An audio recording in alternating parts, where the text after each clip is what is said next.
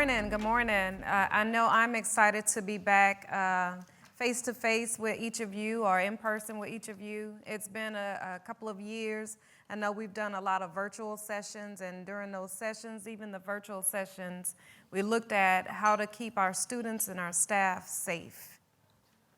So I know we have a jam-packed slide deck, a couple of key points we're going to talk about. We'll look at our key takeaway. We'll just give you a brief overview of HISD. We're going to talk and focus on school safety and security, and then we'll just take a brief look at some additional safety measures that we're doing.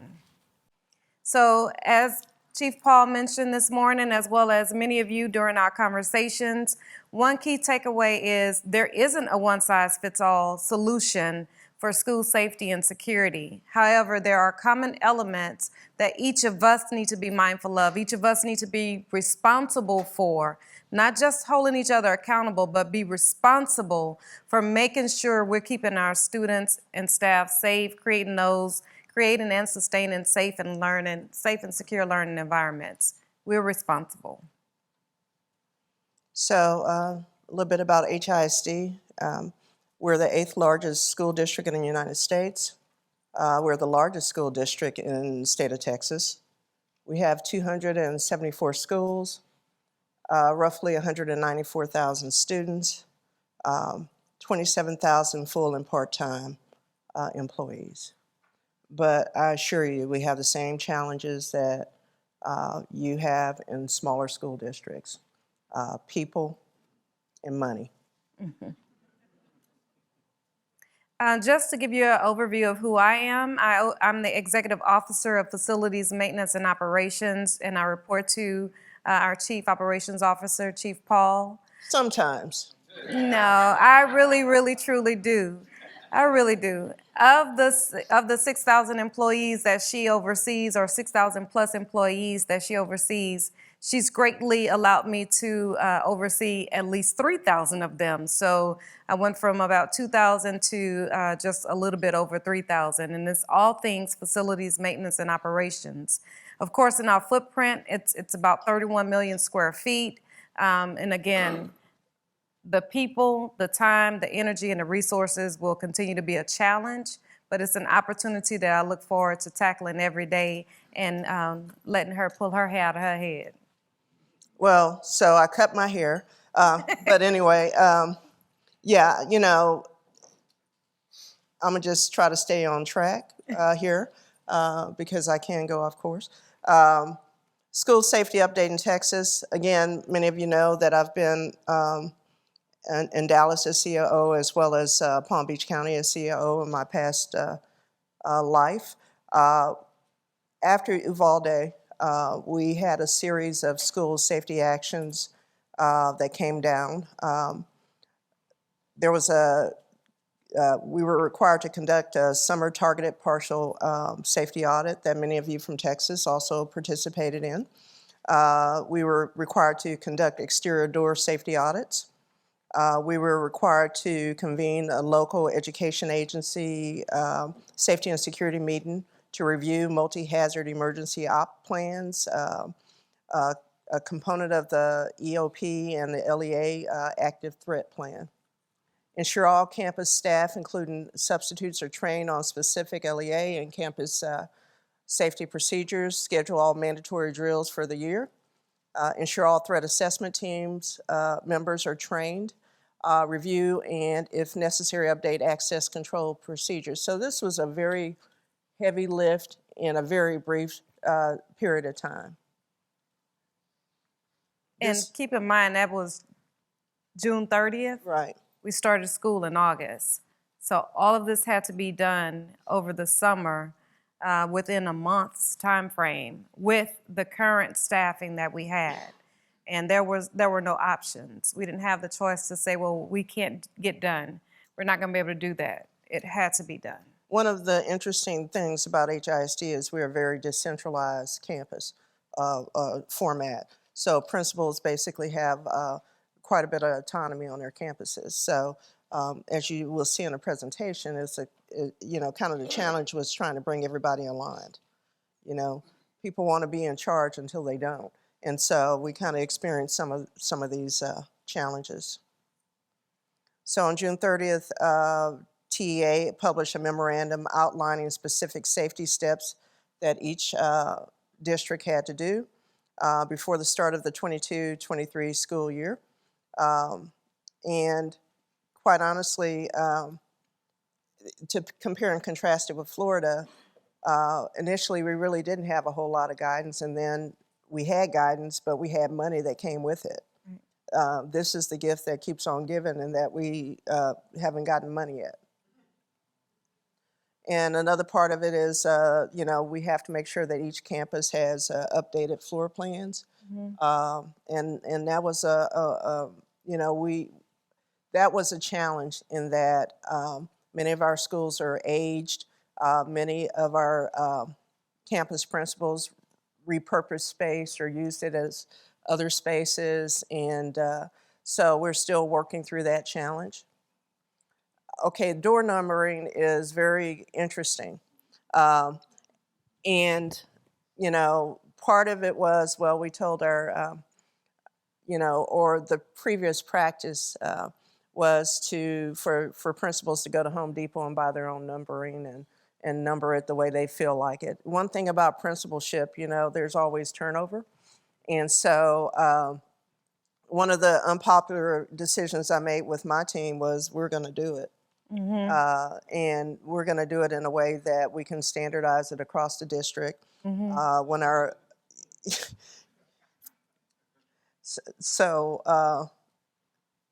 anyway, I'm gonna move on because there's history in the room. So Dave over there from Palm Beach, he understands that when we're going in a direction, we're going in that direction. And so I took it to reduce I took over this, and it seems like something really minor, but it's really major. Yes. And especially when you start looking at putting it on the outside of the buildings and so forth, and some principals want purple and some want blue. So we're not doing that. And so we made sure that we understood what the mission was and that we understood the mission.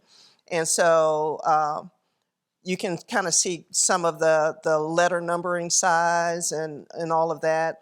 And it was also included with some of our portable and modular buildings and stuff. So it's a big undertaking. We're still in the process of doing it, but it's necessary. And we were moving that way in Palm Beach. I'm not sure if y'all still moving that way, but yeah, it's really important because our first responders need to know where to go. Right. And we've learned so much from the previous tragedies in the past. So, you know, it's the right thing to do. And I normally cringe when I see floor plans and presentations, or when I see floor plans and emails. I cringe. It hurts me to the core. But that was not our campus. That was just an example. And I use that example with the principals because, of course, they were buying their own numbers. They were selecting the colors that they wanted. And so when I share with them what the compliance responsibilities were and what the guidelines that we had to follow were, and I asked them, okay, stand in front of your building and go clockwise. Now turn to the side and go clockwise. Turn backwards, go clockwise, and then turn the other way and go clockwise. They all looked at me with a blank stare. I said, exactly. So that is why Chief Paul said, we're gonna go and do this door number, and then they all clapped. And I do appreciate that with them letting us do their job so that they can focus on educating the students. So, you know, what, you know, our superintendent stresses in the district is that the goal and the duty is for principals to be the instructional leader of their campus, you know, and that's a heavy lift when you have a culture of the principal being the CEO of their campus, right? Sometimes those two things conflict. And so, you know, in other words, you know, we have, as I said before, a very decentralized district. Some of the things that I believe require centralization, and this is one of them. Temporary buildings, we did an inventory, and another popular thing that I thought was necessary to demo the buildings that were not repairable. Part of that, the biggest part is safety. You know, we don't need these empty buildings or these storage buildings that are dangerous for our kids. And so we've started that process back in when I first got there, actually. Are we finished yet, Alishia? So the thing about temporary buildings is that they become permanent structures. And of course, you know, we did share with our campus principals, if you are not using those buildings, and yes, we will demo them. We are still in the process of that because as they found out we were doing the demolitions, then of course they thought they were going to get a new building. And no, you're not going to get a new building. Our focus and our goal, especially as we try to keep our students and staff safe, we want them in the main building. Because of course, as we go through this presentation, you'll see a number of installations and implementations that we've done to our permanent buildings, which cannot be done on temp buildings that become permanent raggedy structures. Okay, so security schools with technology, as I said before, we have access control systems with the badging in and so forth. So I think Joe mentioned, you know, schools need, or principals and parents want everything. So, you know, right now they want a bazillion access control systems throughout their building. And so, you know, part of it is we use our police department and our risk management department to assess the need, and then based on their findings, we will act. Another part is the visitor management system. I'm not advocating for anything, but yeah, I've had good experiences with Raptor, and it's our intent to expand Raptor, in particular the reunification module that we did in Palm Beach. We're trying to do the same in Houston because it just makes sense. And then CCTV, we're working to update our cameras to digital across the board. Not analog cameras that can become digital. We're trying to do digital. So just a little bit as well on the VMS, or the visitor management system. One thing that we did here in the last 5 years, just before COVID, I had a general concern about the contractors that we were bringing on, the external staff and external resources that were coming into our campuses, looking at the contracts of, you know, even with our custodial teams, the campuses had to be clean. And so we tried to work with some of the companies, and not just custodial, it's contractors in general. So as I looked at who was coming onto our campus, me, not just as a mother, I took the FMO hat off, which was my maintenance hat. I took off the mother hat and I put on my grandmother hat. And I asked myself, is this who I want in the campuses where my grandkids are going? And so nothing, of course, you know, a book cover says nothing about the content of that book. But as we started doing running the background screenings of some of our contractors, there was one company in particular, out of 100 of their resources, at least 85 should have never stepped foot on our campus. Never. And so we had to work with the campuses to make sure they were doing the background screenings of those visitors that were coming on the campus. We had another contractor that was, you know, working outside, had gone to at least 3 schools that morning. They had never had never done a background screening. When he got to that 4th campus, he was being escorted off with some pretty links. Yeah. And so that was a concern for me. So we started mandating the background screening of our contractors. It's very critical. I can't tell you enough, I can't stress enough, not just for the students, but for the staff as well, making sure we know who's coming onto our campus. And so also with the teams, you know, I stress with the teams, when you're going to these campuses, make sure you're signing in, make sure you sign out. That's critical as well. We had a fire at one of our campuses where we had HVAC technicians on the roof. Well, they had never signed in. They had never checked in. And so all they heard was the fire trucks coming. They heard the windows breaking. They're on top of the roof. So I would say, just make sure you know who's on the campus, make sure you know when they're coming, make sure you know when they're leaving. I think, as I alluded to before, Houston ISD has been through some stuff and shenanigans and stuff. And when you have a turnover of leadership in key positions, you tend to get away from the things that you normally would do. And so one of the challenges I have and goals I have is that we build that infrastructure in our system whereby this is just the way we do business, and it shouldn't take an extraordinary means like Alishia went through to make sure these automatic things happen. And so, again, as I said before, I'm going to just be as real as I can with you. We have some challenges. But the other part about it is we're going to be transparent about those challenges so that we can, you can't solve something you don't see. And so, I neglected to say that before I got here, Alishia was the interim COO for a period of time in the district. And, she almost threw me a party when I walked through the door. I did. A welcoming binder and everything. Yeah, right? she's known as the binder lady because anytime you ask a question, you're going to get a binder. So the other part, too, we have more than 15,000 cameras installed. And then buses, more than 1,000 yellow fleet. And we're equipping them with interior cameras to monitor activities inside the bus. So I had that in Palm Beach. So, if you, I've been through a few districts and stuff, and there are certain expectations that I have as a COO, and a lot of times that doesn't come with a bag of money. So you have to figure out how to get to where you need to be. And we're so used to working without all of the resources we need, whether they're people or money, but we still get it done. So this is very near and dear to my heart.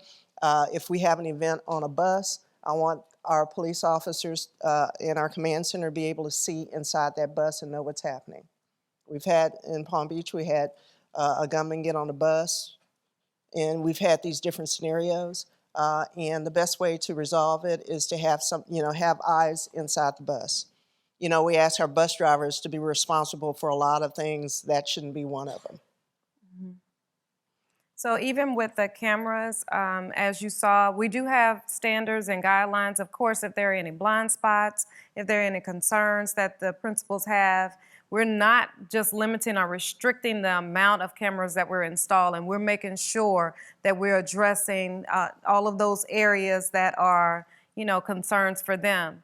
Additionally, in Texas, we do have a Senate bill that passed where for the special education classrooms or the self-contained classrooms, if a request is made by a principal or guardian, parent, or campus administrator or district administrator, we will install cameras in those special education classrooms as well with voice recording. So that was one of the requirements in that particular Senate bill. So not just video, but we have audio as well, only in the special education classrooms.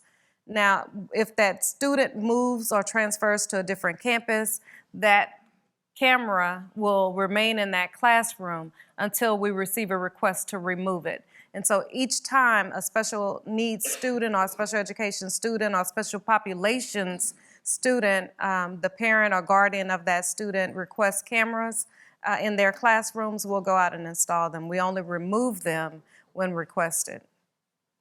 One of the committees that I like to talk about is our school safety committee. And so I know we talk about a lot of the equipment, a lot of the physical aspects of our campuses and making sure they're secure, but not just cameras, not just gates, not just locks.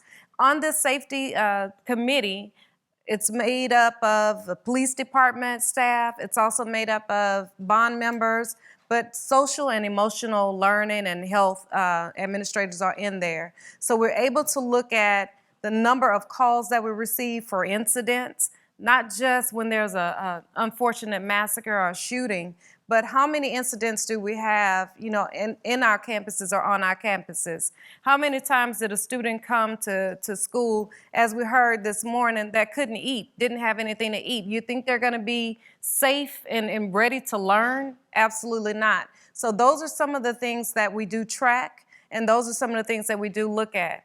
If there are campuses where, of course, somebody probably had a little, a little party or a little kickback or something like that, and they decided to go joyriding right into a fence. Well, we document that as well, because we have to get out there and make sure that campus is safe. So the school safety committee is also a state requirement and a state mandate. So we do have to meet quarterly for that.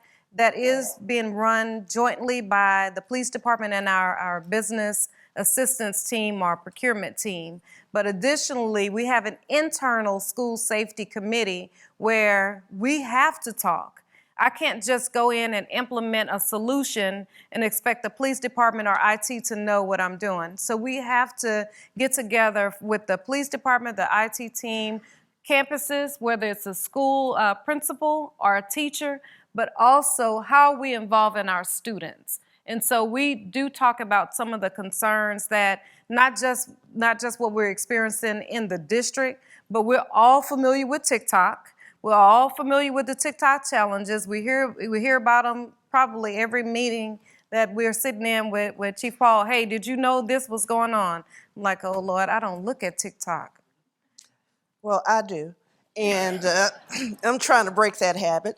But one of the hardest things, I think the biggest challenges coming to Houston is I was so used to working with my entire team in my previous districts. And again, I talked about in the first session about trust and trying to build that trust with my new team. And, it is very interesting because when you show people you value them, and when you show people you respect them, and then when you put people in the right seats, you get a whole different scenario, a whole different type of person. So I have to say that I'm extremely proud, because we've had nothing but change from day one when I arrived. And they have been troopers and leaders, especially Alishia. We don't always have to agree, but when we walk out the door, it's one voice. And Dave, I didn't mean to give you flashbacks, but yeah, and so as you take on these huge, audacious goals, you have to do it with people you trust to get the work done. And you can't take that for granted. School safety is no different. Our relationships with parents and with our staff and with our principals, they have to be able to trust us to do what we say. And we didn't bring the stats on the work orders that we've closed and all of that. Did you have that in here? Okay, I forgot. Of course. So, one of the biggest things about school safety, I think, that I've learned is having a conversation. We take it for granted because we think we know what school safety is, but a parent, a teacher, a principal, they may not understand how it works and how all the parts fit together. And so that conversation is crucial in trying to keep people safe. They have to understand, and you need to articulate it in a way that they can understand what the different elements are, what's truly important. Because when you go through a crisis situation, the most important thing is trying to keep people calm, right? And so that goes with trust. They have to trust whatever system, whatever panic alarm that's in the classroom. They have to trust that your police officers will do what they're supposed to do. Chief Kitzero from Palm Beach used to say all the time that the expectation is that officer goes down a hallway by himself to save kids and staff. right? And they have to trust that that's going to happen. Some of the additional safety measures that we have are mandatory safety training for all staff. So this was really interesting because we do a lot of our training online, right? And so when the state said you have to have 100% of your bazillion people trained, and we said, say what? So we're down to what, a couple of hundred now? Mm-hmm. But yeah, you know, that's a big undertaking because you have custodians and bus drivers and crossing guards that may not have access to a computer, so you have to figure it out. You know, you have to bring them in. You have to, you know, one question was, can we hold their paychecks? Absolutely not. You can't do that. You know, but, you know, we just had to figure it out.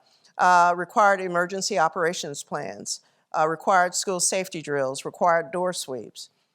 And a lot of this is like, for some people, like the first time they've ever heard it, like our board members. So we had to explain in closed session exactly what each one of these things were in a way that they could understand, right?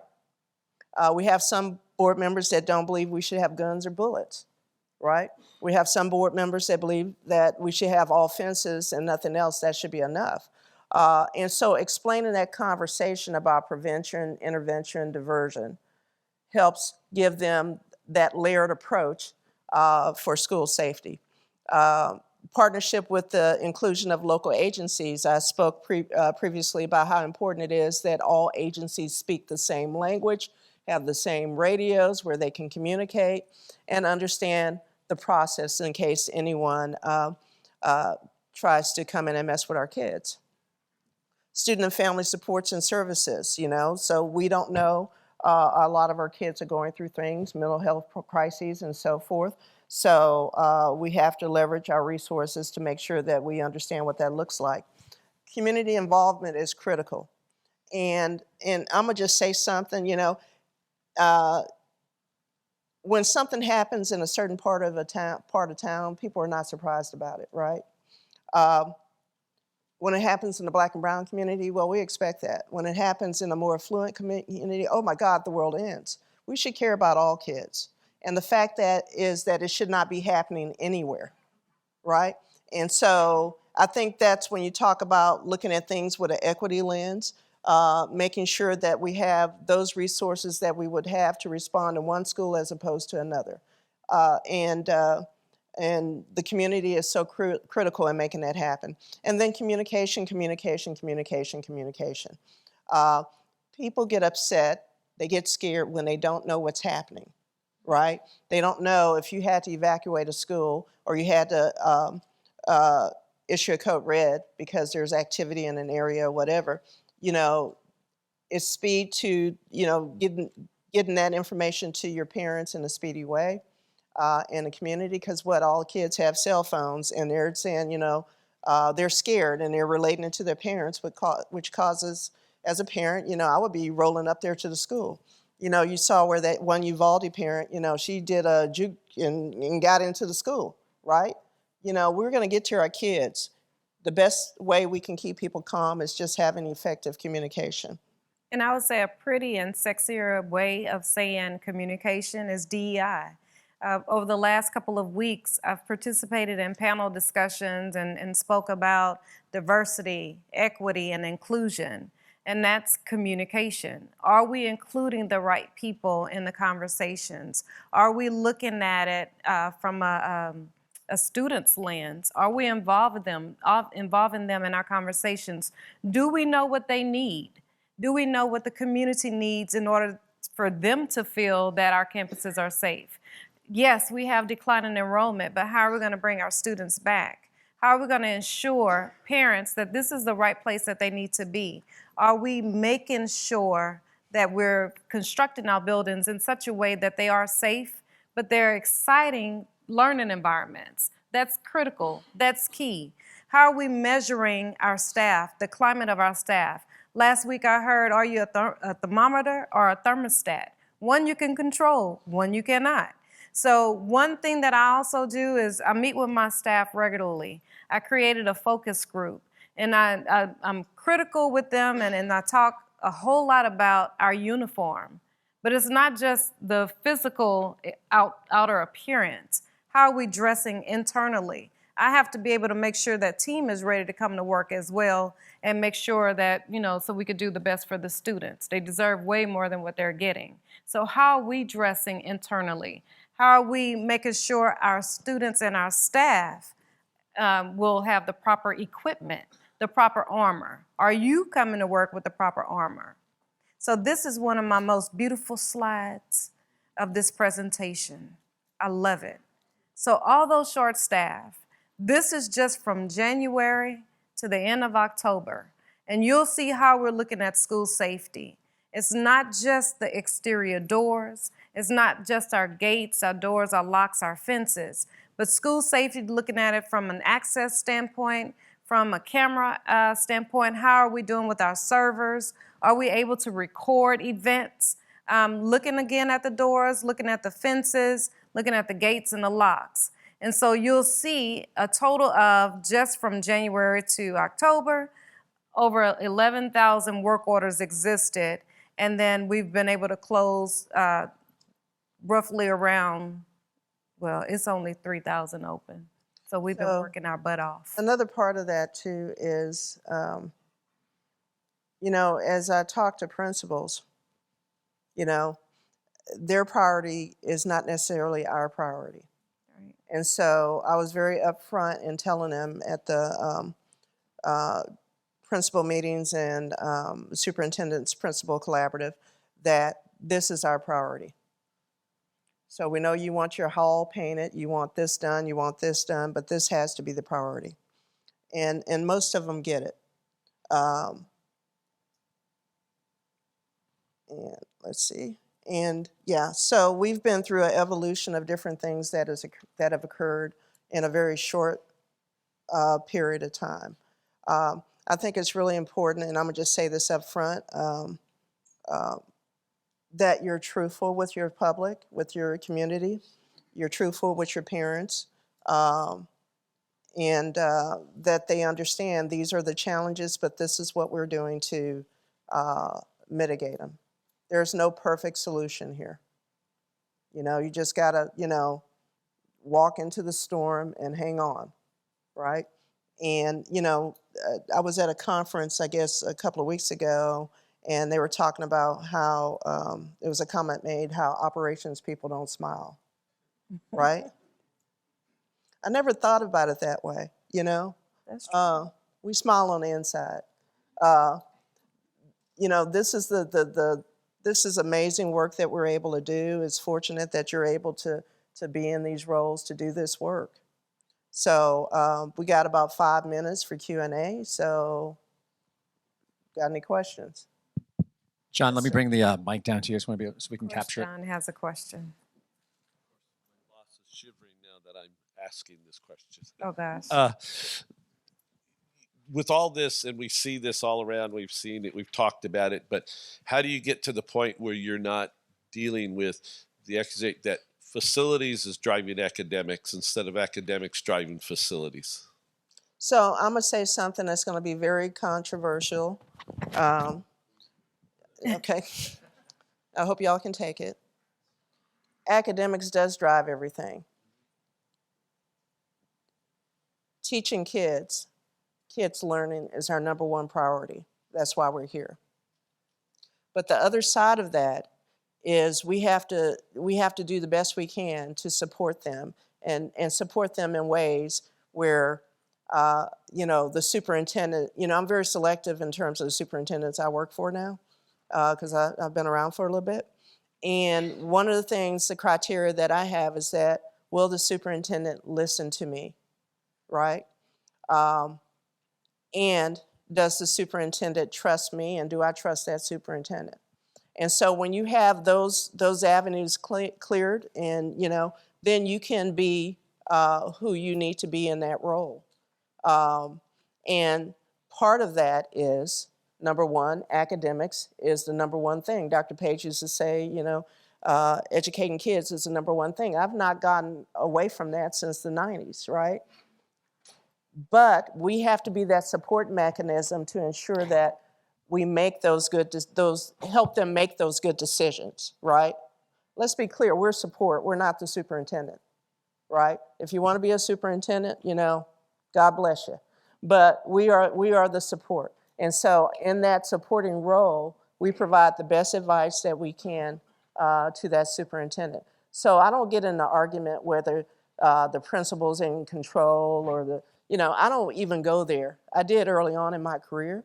But that's not the question. The question should be, how can we work collaboratively together to get the best result, right? So I'm not going to go down that rabbit hole. First of all, I want to thank you for this presentation and all the work that you're doing. Terry Davis, I'm from Littleton Public Schools in Colorado. I'm the COO. I have had the unfortunate task of being through a school shooting and seeing firsthand, being on the site, as well as what comes after it. We're still suffering, and it was 2013 when we had ours. And then also Columbine, 20 years ago plus. I think you've hit it perfectly. Number one, we need to look at, are we a district of schools, or are we a school district? And there's certain levels that are meant for the schools to make decisions, and there's certain levels that district administration needs to make the decisions. Yep. When it comes to school security, it needs to be across the board, equal. And, I think we lose that when we start building institutions and not looking at education. Mm-hmm. Education is always first and foremost, no matter what we do, we're support. And I think when we get to the point that we stop learning about the education of the kids and watching what they need. I've just built 4 amazing buildings, and they have all of the massive security infrastructures you could have, but they don't look and feel like an institution. The last thing we want is our children to walk into school and be fearful every single day, yep. Where you've got 360-degree perimeter fencing that they have to buzz in just to get into school. Mm-hmm. So I appreciate what you guys are doing, and I would love to chat with you on what we did with our numbering system, because it's not just for students and staff, it is for law enforcement, first responders. But when you learn that a student or a staff member will dart into a room they've never been in before and not being able to identify where they're at, mm-hmm. is a problem. We have placards, the handicap ones that are standard. We also have room numbers above the door jambs, yep. And on the inside of the door jambs, as well as any room that's inside. Mm-hmm. We have 360-degree numbering system for all of our doors. Thank you for sharing that, because that is important. Mm-hmm. Being with the SWAT team and not being able to know where people were going into the buildings that day was difficult. So I really want to commend you guys for doing this, because this is something that every state needs to hear. And I would also say, I know we talk a lot about ESSER and the ESSER funding and what we're doing with those resources as well. One of the things, one of the pieces, critical moments that we had just this past week was being able to identify, yes, you have some ESSER funds that are available. The academics is not going to spend it all. And so, of course, now this is our opportunity to utilize the ESSER funding for a lot of the upgrades, a lot of the implementations, installations that we're using. But before doing so, plan. And plan and plan and plan, but communicate. So when we talk about academics, when we talk about even the door numbering, where is that inclusion? How are we involving that campus administrative staff so they know what we're doing? And then even with the ESSER funding, there's a listing of what you should be doing, what you should be looking at, but on the back side of that chart is, if you're doing this, do not do that. Be ready for the audits. Absolutely. We have time for one more quick question right back here. Yes, John Rome, St. Charles Parish Public Schools, Louisiana. Appreciate y'all doing this presentation. Obviously, we want the public in our community to feel that our schools are safe, but we also don't want to give the bad guys the blueprint or the lesson plan to attack our schools. So how do you deal with that competing interest of putting information out there to have your public feel safe, but also not putting too much out there to where you're kind of giving away your game plan? You must be my best friend. Okay. It's my best friend. Okay, so she hears it all the time. So part of it is, understanding what you can what you should release and what you should not release, mm-hmm. right? Now I have Alishia here. I'm gonna just call her out, where she doesn't want to give the campus maps to our police department, right? Do they have them yet? So there's a difference. There's a difference. There is a difference. I don't mind sharing internally, but it's what the internal staff do with those plans. Okay. When you're ready to share it out with someone externally, I get to cringing. Okay, so it is perfectly okay, and we've been in therapy. It's perfectly okay to share them with other local law enforcement. Why? Because they're going to be the ones that come to help, right? And so it's about trust, right? Fundamentally, everything we talk about in regards to safety and security, it's about trust. Do I trust the local law enforcement to do what they're supposed to do with the campus maps? Absolutely. Yes, without a doubt. But in terms of your question, sir, I tend to go through my legal process through our lawyers to make sure that, and so I've been in board meetings where I just cringed and actually got up to say we shouldn't be talking about that, right? Because there are certain things that the public has no right, should not have a right to know as it relates to protecting our schools. And so, again, work with legal. I actually went up to the legal attorney, Ider, and she shut it down. So, again, work through your legal office to make sure that what you're releasing is appropriate. I want to thank you. This is an excellent, obviously, session, a really important topic, and I know I know there's other questions here, but of course we can continue those conversations in the hallway.